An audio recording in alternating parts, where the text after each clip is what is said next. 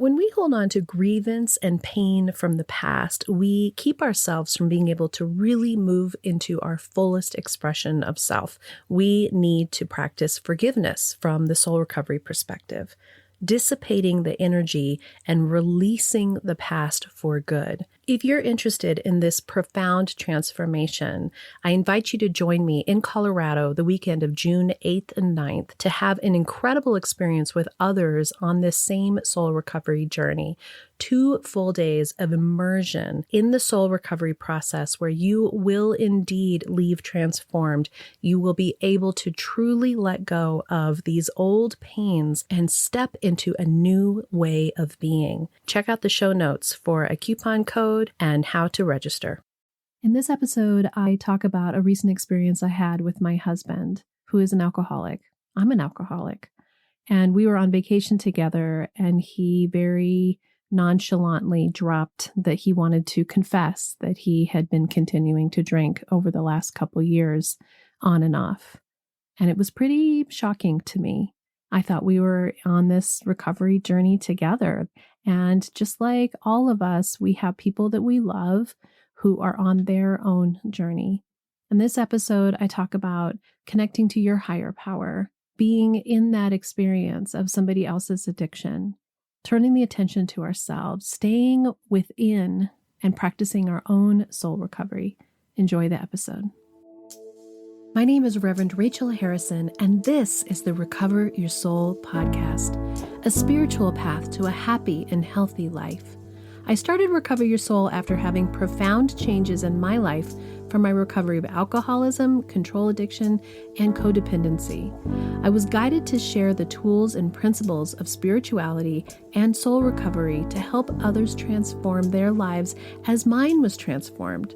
For us to overcome external circumstances, we must first turn the attention to ourselves, focusing on inner change. Outer positive results in our lives will follow. As a spiritual coach, I can support you on your path to make real changes that will bring you a life of peace, happiness, connection, and abundance. Visit the website recoveryoursoul.net to book coaching sessions, read the blog, listen to some of my original music, and subscribe to receive email updates. I think of Recover Your Soul as a community. Follow us on social media and join the private Facebook group to support each other and connect. For an extra episode each week and to support this podcast, become a Patreon member or subscribe on Apple Podcasts. Together, we can do the work that will recover your soul. Welcome back to Recover Your Soul. This is Reverend Rachel Harrison. Thank you for joining me today for this podcast and this soul recovery journey. Together we can do the work that will recover your soul.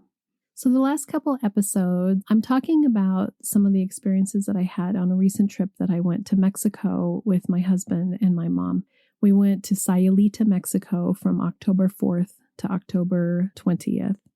And in the first episode, I talked about expectations, this part of us that creates a story that thinks that we have this ideal of what we want it to be. And then when it's not like that, we're disappointed and hurt, and the process of just allowing what is and being okay with it. And the next episode that I did, the last one that I did, was around people pleasing.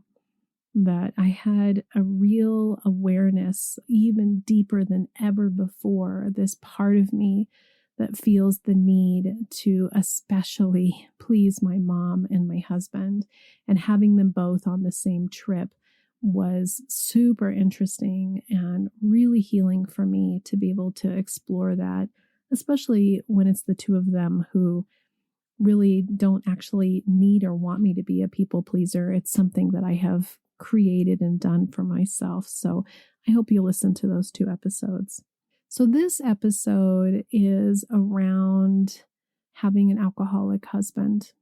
And this is how a lot of you are here, is that you've come through the door of Al-Anon, because this has been a door that I'm so grateful to have walked through myself.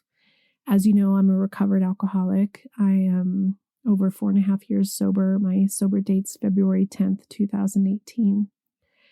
I got sober in that time. It was my second time around of real sobriety. I had been sober for 3.5 years prior, and then Rich and I had separated in our dysfunction. And during that time, we both went back to drinking. And then we got back together and rediscovered our connection with each other through drinking, which was not all that great. And then my drinking got really bad, and I definitely was going down a road that I was really just trying to drink myself to death. I was really unhappy and just felt like there was no hope for me. At some point along that time, Rich and Bodhi were becoming more athletic in terms of the river surfing that they did. My husband's a surfer, and they were out on the river. And so Rich's athleticism and his inability to sleep well or to feel good from drinking, he wanted to quit drinking, not because we fought every day, but because he wanted to feel better physically. And I think he probably knew that we wouldn't be as tumultuous in our relationship. But his real first reason why he wanted us to quit drinking was because he didn't feel good and he couldn't sleep. So he kept saying that we should quit drinking, and he actually quit before I did in that particular time. And I said, okay, I'm going to Thailand with my mom, and I will wean myself. I'll have a detox during those 3 weeks in Thailand. So during those 3 weeks, I started the trip with big zipper bag full of vodka shooters, and slowly through the trip had done those and drinking beer. And slowly by the end, I think I was down to like one big tall beer a day, and had my last drinks on the airplane coming home. And so my first day of sobriety was the 10th of February, 2018. Rich went to pick up his brother from California right when we got back from that trip. And so his last drinks were in California with his brother on that trip. And so together we were sober and went to AA and did recovery. And I started this deep soul recovery journey. For the first couple years, I'd say Rich was really involved in his recovery. Our lives completely changed. Our relationship completely changed. And we went from fighting every day to getting along, to having peace, to my doing this work of complete forgiveness and letting go of the past and letting go of resentments. And his relationship with his sons got better, especially his relationship with Alex. And there was a lot of healing that happened along the way. Now, I quit going to AA meetings when the pandemic started, and I haven't been back to AA meetings because for me, my soul recovery journey is really what's working for me, and that I am in a place where the spiritual awakening is my number one thing. Do not have the desire to drink anymore. The Al-Anon is where I really think the rubber hits the road for me and where my work is. And in the last episode talking about people pleasing, that's a big piece of it. The control issues that I had of trying to make everyone's lives be okay, to try to triangulate, to try to save all the dysfunction that was happening, for feeling responsible for people's happiness. All of that comes from this place that where Al-Anon really has such strength. Soul recovery is not Al-Anon. Soul recovery is taking some of those aspects of Al-Anon and all this other spiritual stuff and positive psychology and life that is my experience of feeling like you're recovering your soul. And so this is my main emphasis in my life that I'm sharing with you because I'm experiencing it. Okay, so last year, around September, I think it was around September, I've shared with you that Rich went to one of the churches that I speak at, and on a Sunday, and I gave my talk, and then we went out after church and had lunch. Out of the blue, completely like not expecting it, Rich shared with me that he'd been drinking for probably the last year. Interestingly enough, in that moment, when he shared that with me, I wasn't surprised. I wasn't hurt. I was in a calm, healthy place for myself where what I saw wasn't a husband deceiving me. What I saw was an addict and the complexity of addiction. And what he said at that time, I was practicing all of the principles that I've learned in Al-Anon and learned in my journey of this is his stuff. This isn't me and my old ways of making ultimatums and demanding and saying, we have to do this. This is ours. And not asking him a whole bunch of questions, just letting him share. And he said, he was wanting to not drink and that he was going to do this piece of not drinking and do recovery. And I trusted that. And so for the last year, I haven't asked him any questions. I've had suspicions, and I've mostly had suspicions not because of the drinking, but because of the behaviors that come from alcoholism, the non-recovered mind. So there's the whole piece is that not drinking anymore, or not using whatever the substance is not where the healing comes. The healing comes when you do the emotional, spiritual work. AA is actually a spiritual program. Step 12 says, having had a spiritual awakening as the result of these steps, it's about waking up and taking responsibility for your actions. It's about having awareness of how what you say and do affects other people. It's about letting go of resentments. It's about turning your life over to a higher power. It is a spiritual program. The healing comes when you actually turn it over to your higher power. It's not the rules that come. AA can be very dogmatic and be very rule driven, and that works great for some people. The healing of your heart and your soul, the peace, in my opinion, comes from the connection to higher power. It's a spiritual experience. Over the last year or so, I feel like that progress that had been made and how we related to each other had kind of shifted a little bit. And so I've been working more diligently on my work to not be as affected when Rich is snappy, either with me or irritated with people out in the world, or some of the aspects of him that are harder for me to handle. And so I just retreat into my experience, into my world, and with such gratitude that you are all here to experience this with me, that this healing is uniquely my own. My assumption has been that he's been on this journey, but to be honest, I haven't asked him whether he had started drinking again. And I had not been spending too much time on feeling like he needed to be any particular certain way, because if I'm honest, I don't have control of him. So I'm just going to work on me. I've just been working on me. So back to Mexico. It's the first couple days. And this was, if you listen to my last episode, it also talks about how my mom had this experience in the middle of the night where she really was in this incredible pain and we had to take her to the emergency room. And I was worried that it had happened when we were out in the ocean on our second day.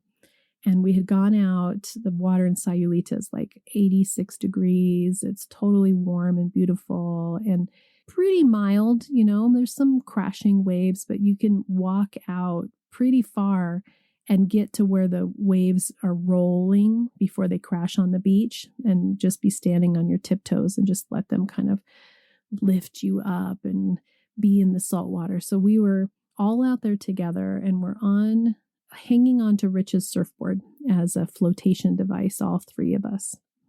And we're having this nice rolling time. And I think I never actually remember what happened or what I say, but I think I actually asked him if he was tempted to have a margarita while we were here, which normally I don't ask him stuff like that because, again, for me, I'm leading, I'm putting in, am I controlling? Am I trying to manipulate? But I was curious. And he said, yeah, I'm glad you asked me that because I was going to come clean that I've been drinking, that I didn't actually stop drinking when I talked to you about it last year. And I'm out in the water with my husband and my mom, right? So I did not have the same gentleness that I had when he had told me last year. My heart sank and I got a pit in my stomach. And I thought, I'm married to an addict. I'm married to an alcoholic, and I'm not surprised. And I opted at that time to not talk about it more. The other situation was that when we went out to Mexico, there's some family friends that Rich grew up with, a guy that Rich grew up with, who their whole world was around drinking. Every single thing that they did together was around drinking. Every fun family event was around drinking. And that's how Rich was raised. You know, his dad, when they were old enough, took him down to Mexico, and the whole thing that they did was just go from tequila tasting shop to tequila tasting shop. That was bonding. That's how their family bonded. I'm not really going to remember all of the details of how everything progressed over the trip as much as I probably would like, but this family friend who lives in Mexico is an active drinker, a heavy drinker. So when we first showed up on the first night and they took us out on the beach to a restaurant, you know, they're having a margarita and a beer. And so Rich shared with me, not out in the water, but the next time we had a chance to talk about it, we went out to dinner, just the two of us, maybe a couple nights later. And he said that he had been drinking this whole time, that it's not a lot, that he's been dabbling was his words. And that when he got to Mexico, that part of him that likes to drink, there was no way it wasn't going to participate. And so he intended to drink while we were there. You know, I've been doing all this work and I work with you guys and I hear your stories and it just sucks. You know, as you know, to look in the eyes of somebody that you care about so much and know that we don't have control of it. And it's interesting because being there in Mexico and in this particular town, Sayulita, is just bars everywhere. You can walk around with your margaritas. It's loud music. It's like a major party place. There's just, you know, fun. And I thought to myself, you know, interestingly enough, not drinking anymore, I'm not that much fun as I used to be. It's not the same because when you drink, you have this not real way of everything being amped up. And that's what it did for me, to be honest, is I'm a pretty mellow person. And so on some level, it allowed me to fit in with everybody who was hooping it up and having a great time and being with a husband who's likes that, you know, who has that energy. And that allowed me to fit in with that. And so when we first got there, I was like, wow, the energy here, again, with the expectations from the first episode, was really like that high. If you're not partying, you're not having fun. And I had to remind myself that I wouldn't choose a drink over the peace that I feel in my daily life for anything. That is my personal choice. This is the work that I've done. I don't feel like I don't get to drink. I feel like I am free from the poison that consumed my life for so long. So as I'm sitting at this little taqueria and they have this, the tables are out on the cobblestone streets and it's so loud and the cars and the motorbikes are going past and the buskers are setting up with their loud music. And I'm looking at this husband of mine who is adamantly telling me that it's not a big deal, that this is who he is and that he's just been dabbling and he wants to drink. And I went through all of that part of me that wants to control it. And then almost immediately, I just went into the grief of me that wished it was different. That needs to allow him to be exactly who he is, and has that part of me inside that is strong enough to know that regardless of what happens with us, I'm going to be okay. That this work that I do is exclusively for my own benefit, and it ends up benefiting the people around me, and that I'm wanting it to be something that is an us thing, right? Like when we first were coming and I was talking to that family friend and he was like, "Oh, what do you guys drink? I'll stock it up." And I said, "Oh, we don't drink." I will never again say we don't drink. I will say I don't drink, because that's really all I have control of, is that I don't drink. My hope is that at some point Rich won't drink either, but it more than ever is clear that that is not my journey. So that particular taco dinner was pretty painful, to have the two of us on these sides of him in the early part of the trip, really like strongly saying, "I don't want this to be a big deal. I don't think this is a big deal in my life. I hope you'll understand. I feel like I've done a lot of work. I've had, spiritual benefits. I don't feel like this has been affecting me in a negative way. And I want to drink on this trip because that's fun for me. That's how I have fun." And my request was, "I just prefer you don't drink around me." And I allowed myself just to have the knowledge that I needed to process this out. And so as the trip went on, I had really great opportunities to do the work that we're doing, to turn the attention to myself and to allow myself to feel the truth of the fact that this disconnect that I've been feeling for a while probably has something to do with this, to not get caught up in feeling like I had been deceived or that he'd been lying to me, or to be angry about how this is about me. I just did the 4 agreements in the bonus episodes. Not take it personally. Don't make assumptions. Be impeccable with your word. Always do your best. This isn't about me. His alcoholism and his drinking is not about me.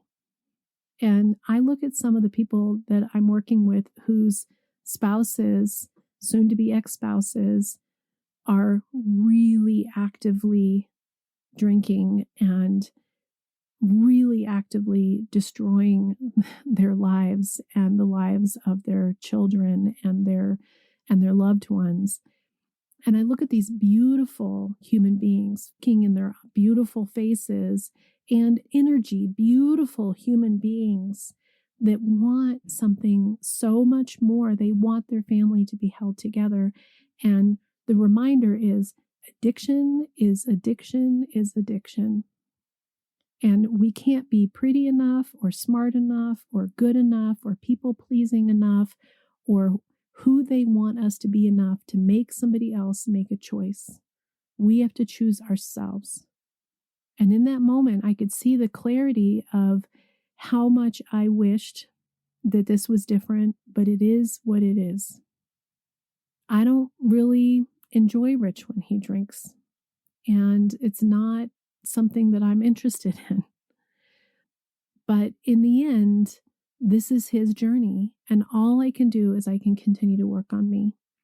So as the trip progressed and I'm processing all of this and having, thank goodness, the connection to my higher power to give me strength to know that no matter what happens, my work on me is the only work that needs to be done. I love the saying that I recently heard from one of you that I was doing a session with. When you get into soul recovery work and you start doing stuff yourself, your life will get better. And you hope that your relationship will get better. And you hope that the things around you will get better. But the truth is, it will get better, but it may not look like what you thought better would look like. But will always get better if you're working on yourself, because you see it differently, you feel it differently. Rich's choice to drink on that trip, or for the last 2 years when I wasn't really aware of it, is not about me. It is about him. I have been getting better myself. My heart feels better. My soul feels better. I am peaceful. So over the next couple days, he ended up going off with his childhood friend buddy and drinking with them and having a time with them. And I had some of those old, feelings of him coming back and smelling of alcohol and how much I hate that and how my whole self wants to go back into my old anger. And I just did my practicing my principles and all my affairs and just stayed into my own center of who I was. And through the time, Rich said that he wants to do recovery, that he was going to use this trip like I used my Thailand to have his last blast. I want to trust that that's true. I want to believe that that's true. I hope so. But I can't give ultimatums. It's not mine to determine whether he wants a life with me or not. Only he can determine whether he wants a life with me or not. I'm not interested in going back to where it was. But I also don't need to drag all of that pain from the past with me. I need to be present in right here, right now. And even with all of that, Rich is still a substantially different person and a more enjoyable person for me to be with and to love and to cherish than it was in those ugly years. So I am going to continue to do my work of being present with who I am today and what our relationship is today. And his recovery is his own responsibility. And he said, I need you, even though recovery is your job, even though spiritual coaching is your job, to not take me on as a project, that I need to do this for myself. And absolutely, he needs to do it for himself. He is not my project. As a matter of fact, anybody who comes to me for support is not my project. I am here to support you on your taking care of yourself. And I'm supporting myself by taking care of myself.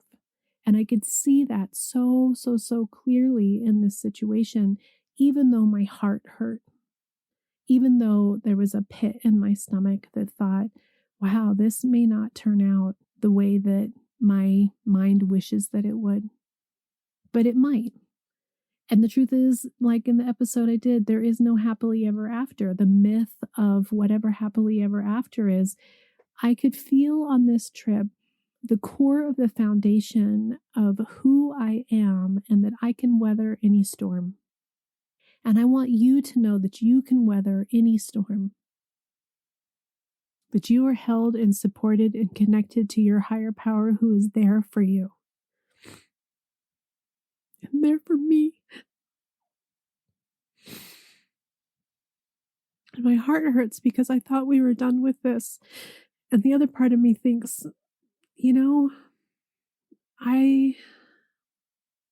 that naivety, that part of me that I actually love about myself that can be childlike and naive, allows me to love, allows me to let go, allows me to accept. But I won't stand for a life that's not full, and I won't stand for a life that's not full of honesty and integrity and peace and contentment. So this part of me that is grieving the truth that we are not on this journey together, that I can't say that our sober date, I can claim mine and I can allow him to claim his. And I claim my life. I claim my happiness. I claim my soul recovery. More than ever, I am determined to choose happiness and peace and inner contentment and to do this inner work that is about my journey. And through that, I can weather any of these storms. I can feel that connection of higher power. I can allow myself to really trust and believe that this journey that I'm on is mine to choose what I want it to be. On the last night of our trip, my mom stayed home and packed, and Rich said, You asked me not to drink in front of you, so I'm going to go out and sort of have my last drinks. And I said, I don't want us to be apart. And this is your journey. And I'd rather that we hung out together and had our last night in Mexico, and I'll give you a hall pass. And I watched him drink, and I was able to just be present, not get caught up in being angry, and be hopeful that those are the last ones.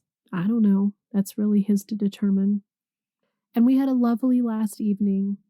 And he had a moment in there after, a huge mango margarita where he was acting in ways that aren't terribly funny to me, but I could just let it be. And I could remember that I have my strength of who I am, and I could see the man that I love and the man that I want to support. But I will not go down with his sinking ship if he chooses to go in that direction. But I'm not going to, in the detachment words, create a crisis, and I'm not going to prevent a crisis. I'm going to let him be on this journey himself. And I'm going to be on my journey of my own spiritual awakening that I have such gratitude for. The other part that was so interesting is that, man, we are in this together, all of us. Some of you have spouses, kids, brothers or sisters that are addicts. Some of you don't have addiction, but there's dysfunction or narcissism. We're all in this together. And just the reminder that we have each other in this community to continue to support and have inspiration and share. And that no one is without the difficulties of being human. None of us.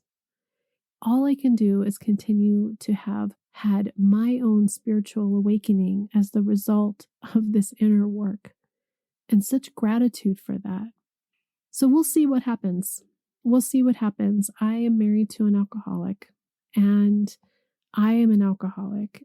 I am grateful for my recovery, for my sobriety.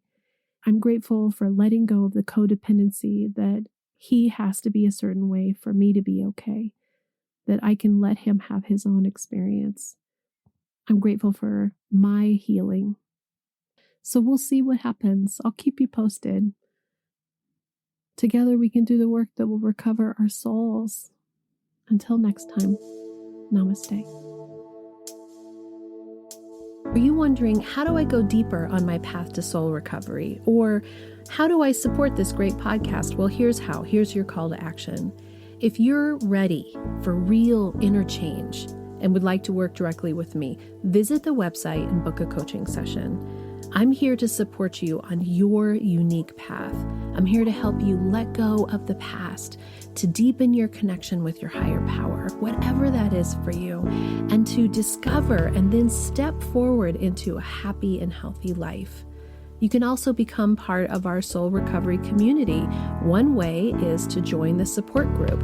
It's the first Monday of every month. It's by Zoom from 6 to 7 p.m. Mountain Time, and you can register on the website to get your Zoom link. Recover Your Souls on social media. Of course, there's Facebook, Instagram, TikTok, lots of ways to connect, and there's even a private Facebook group that will allow for more communication and conversation about soul recovery. There is also an extra bonus episode every Friday if you are an Apple Podcast subscriber or Patreon member. I'd also love all of the listeners to subscribe on the website so that I can keep you informed on what's going on with the podcast, the community, with me, and anything that's up and coming and new and great about soul recovery. Also, if you just take a little bit of time to give me 5 stars, a quick review, and to share the podcast with your friends and family, we're helping even more people to have soul recovery in their lives. If this podcast is providing you spiritual nourishment and inspiration, thank you for going to the website and pushing the donate button, whatever donation feels right to you. This means so much to me because I have this enormous mission of sharing soul recovery with the world. And your donations, your bookings, your subscriptions, your being part of this community is helping that to happen. Together, we can do the work that will recover your soul.